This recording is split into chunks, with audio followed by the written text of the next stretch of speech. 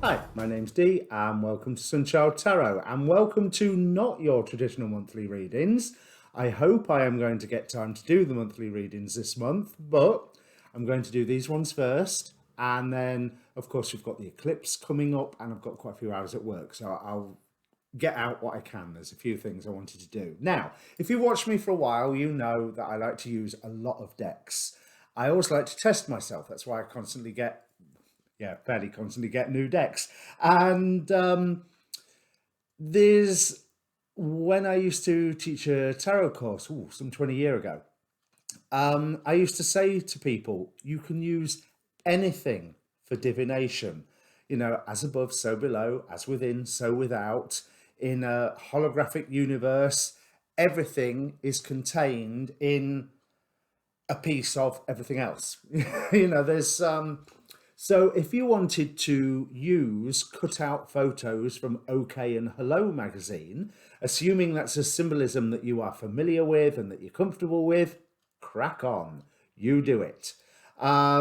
So obviously with that sort of thing, you need a symbolic alphabet because you're going to have a limited amount of photos. Now, I've wanted to do, and thanks to the eclipse, I think, has finally given me the courage to do this on YouTube, is I've wanted to do a reading using also Yu-Gi-Oh cards. Now, I've never actually played. I've tried to play, but I love the Yu-Gi-Oh anime. I love Yu-Gi-Oh. Full stop. I love Yu-Gi-Oh. Now, with this amount of cards and more to come, no doubt, because I'll probably start shopping for them now. The worry about a symbolic alphabet is not quite as intense. So, because there's plenty to work with. And I was flicking through them the other night and just like, oh, yeah, these will be perfect. It's about time I decided to do it. Now, last night, I decided to have a look at YouTube to see if anyone else had done it. And I found a video from a Tony Ziegler who did a video about talking about using the Yu-Gi-Oh cards for divination and then never did another video again. So, has Tony Ziegler been co-opted by the Shadow Games? Now, if you don't know what I mean and you don't know your Yu-Gi-Oh, the whole idea is based that apparently this is an ancient Egyptian tradition where they were basically having astral battles with called the Shadow Games. And so these are supposedly all related to ancient Egyptian gods and what have you. Although they were ancient Egyptian gods that seem to be completely made up for the show, but who cares? What a beautiful image these Shadow Games are. Apart from when they're not, but everything has its good and its bad side. So, assuming that I don't get co-opted by the Shadow Games and whipped away somehow, you will see these videos. But it should be fun. Now, as ever, it's a general reading. General reading rules apply. Do not give away your power to a tarot reader. I should be telling you stuff that you probably already know. As ever, I will say take the reading as a whole or not. I'm going to be using the Celtic cross this time. There's a past and a present in that spread. If the past and the present do not fit, don't try and make it fit. Go and watch your moon, go and watch your rising. In fact, always try to watch your rising, and so you don't have to listen to my blurb a second time. There is a timestamp down in the description to get past it straight to the reading. Now, also down there is a link to a birth chart, two different online birth chart generators if you don't know what your rising sign is, because that's something that if you have your birth time, you need to know it. Now, also down there is the Facebook page for this channel. Now, that's got its own inbox, so if you want to approach me for a personal reading, that's the best way to do it. There is also a link tree there for my email and for my Tumblr and for all different other Twitter. But seriously, Facebook inbox is the best way to get hold of me. Now, as ever, I would say ask a question prior to the reading, pause the video, think about all the questions that are around you and be aware of all of them. Focus on one of them, but be aware of all of them. Cards will answer what they want.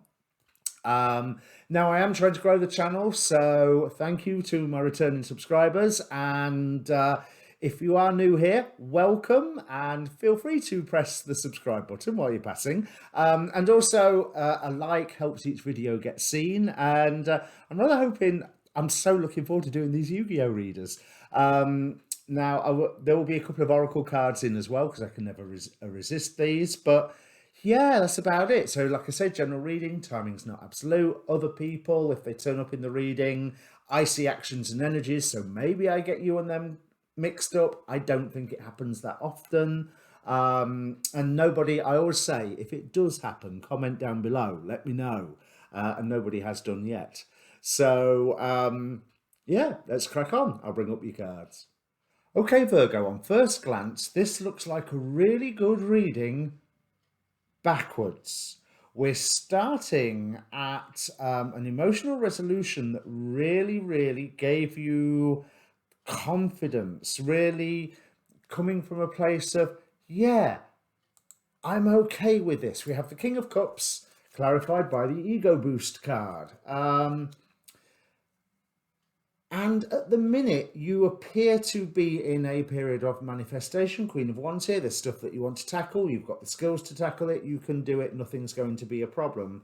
Guided by the Shining Angel. So you're being supported with this. But then we look into the future. We've got Ten of Swords to work with, Nine of Swords that we're going to pass into. But I think more, there is a warning about moving too fast here. How you're feeling, the Empress. So you're feeling abundant. There's that confidence out of the King of Cups with the Ego Boost card. And you are creating that abundance more than likely. However, there seems to be, with the number 34, terabyte, there's an urge to control something, to take over something. And what Spirit is bringing in here with the Temperance card, clarified by this Dust Tornado card, is it's almost like saying, whoa, slowly, gently, you know, keep things. If you've got an angel looking over, I mean, this is not technically true in any form of angel philosophy, but if you've got an angel looking over your shoulder, keep in their good graces. Do things that they will approve of, not the things that will make them put their head in their hands and shake their head going, why am I even here? You know, there's, but yes, slowly, because there is some form of distraction, torment, some pain, some irritation that is going to be coming to an end. But you are opposed here by the Star, clarified by the Hecatrice card. Now, the Hecatrice card is one you discard to your graveyard and you use it to summon Valhalla, Hall of the Fallen. So it's almost like you're feeling, I get it, you're feeling removed from what is going on and carrying on with your plan to take over, and someone else is there going, oh, hang on a minute, what are you doing? You know, that was mine. That was my role. That was my part to play in this. That was my thing. You know, there's that sense of the potential of inadvertently treading on somebody else's toes in a way that it's going to hurt them. And that's not necessarily a good thing. Now, this is something that they could or they couldn't recover from. That's their choice. And there's a certain element of chance or luck in this. So it's clarified with this Monster Slots card. And there's some curious rules with this card. Target one face-up monster you control and one monster in your graveyard with the same level. Banish the target from the graveyard, then draw one card and reveal it. Then if the card that you drew is a monster with the same level as the monster on the field, special summon it. All that tells me is that whatever it is that whosever toes you are treading on, it's complicated. I mean, it's looking at the rules of this card. It's complicated. And especially since I don't really play Yu-Gi-Oh, but I just love the anime. That's what brought me here. But I do feel that there is a sense that you need to include them somehow, but not necessarily include their more negative attributes. So this star opposing you with the Hecatrice, it's almost like you're feeling distantly removed from the situation that is going on, and you are a little more concerned with your public role of how you are being seen to do this than the actual effects of doing it. I'm not saying that you're not concerned about doing it, but one of the reasons for you doing it is that it's bumping up your reputation, bumping up your image in the eyes of others, or at least you feel you look better in their eyes, which is a different thing from looking better in their eyes, especially when there's this poor sod left to one side. Now, if they are a negative Nelly who sees anything the slightest bit negative, the slightest bit changing as a negative, then that's something that has to be taken on board as well. But they need to feel that whatever you are trying to achieve is a natural progression. So if they are losing something, it needs to be sold as they are releasing something, not losing something. They are being freed up to replace it with something else. There's ways and means here, but I do get the sense that you need to tread very, very gently. We have the other reason that I'm taking this tack with this reading, Virgo, is we have Typhoeus, or basically Typhon, here representing fear.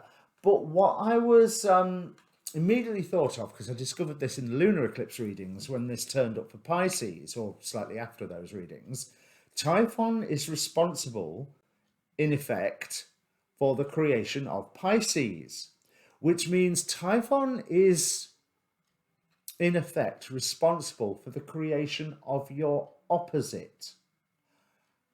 Fear is responsible for the creation of your opposite. With that's quite relevant for this Five of Cups here. This other person who they need to be included or mollified, cheered up, be made to see how this is an advantage to them, because I think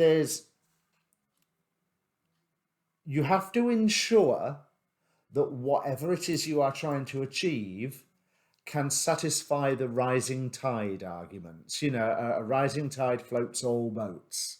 And that you have to make sure about that, because this is also what Nekhbet here is implying. Nekhbet is helped create the universe. She's a vulture goddess, and she turns the eyes of the dead into light once they have that realization, allowing worries to fall away. So there could be aspects of your worries here as well, especially since the future we're heading into starts with the Nine of Swords. But I love that one sword, I love this particular Nine of Swords, because that one sword that hovers in the center over her head always reminds me of the Ace of Swords. Like this, the other swords are being moved away, like the Ace of Swords is bringing clarity through the fear. And it's saying, okay, yep, there's your fears. That's great. There's some, and there's the other four.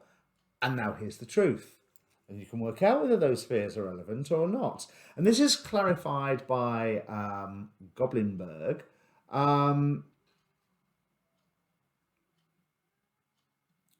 So there is a sense of you need movement in relation to your fears, and quite possibly in relation to this other person's, because hopes and fears, we have the Six of Wands in the hopes and fears section, and I can't work out whether that victory is the issue there, obviously, setting out in that victorious fashion, but I can't tell whether that's a hope that you're victorious or a fear that you are victorious. Now, this is clarified by Zix's Tribal Wars, which is probably just as complicated. It's got even more writing.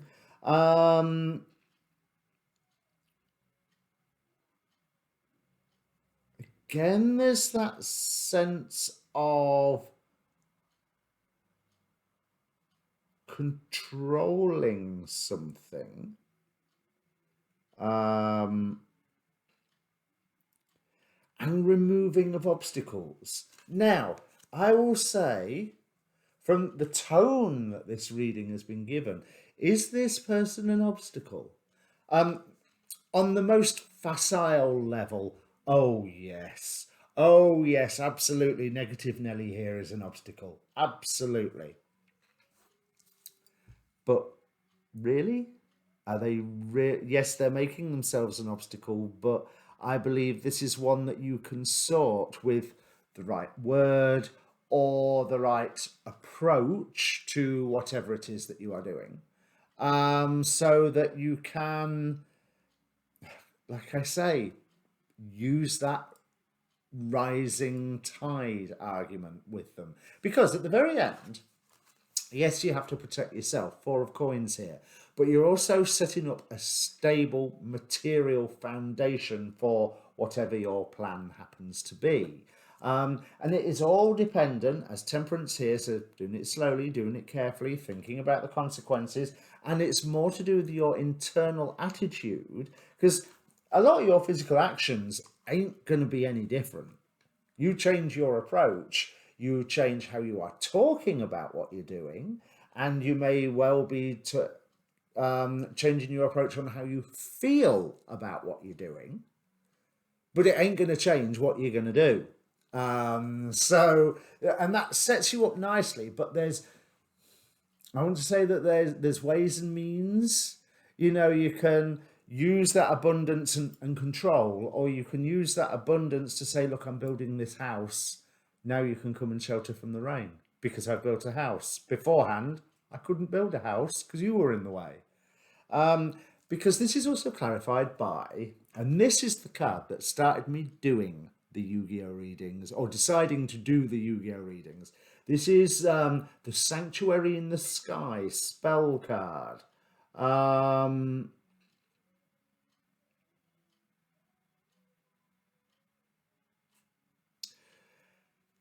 So the little rules on it are battle damage to the controller of a fairy type monster from a battle involving that fairy type monster becomes 0. So there's a sense of immunity.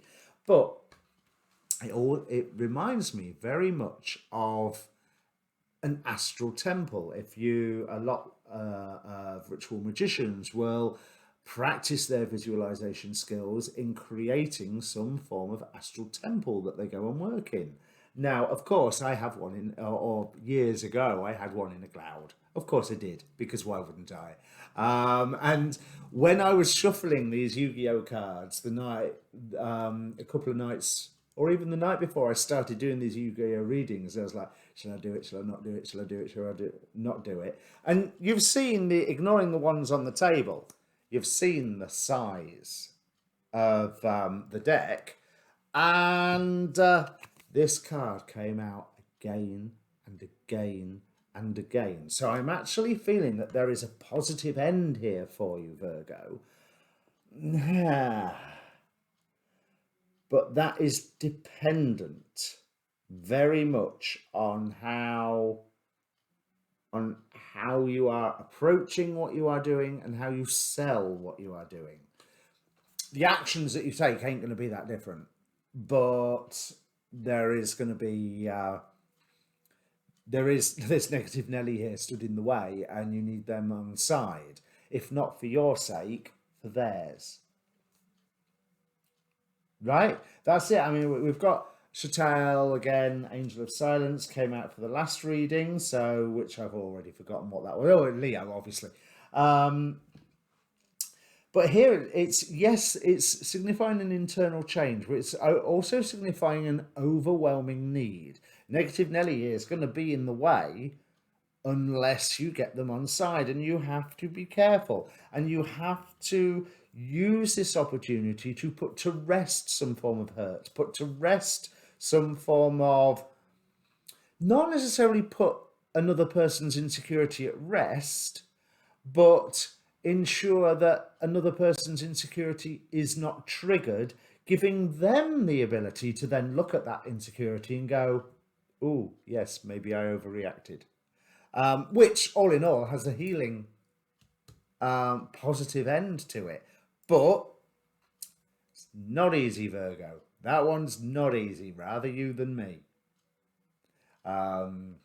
All of your skills at tact and diplomacy, as well as PR and marketing, whatever it is, whether this is at home or in the workplace or out in the community, all of those skills are going to need to come into play, and good luck with that.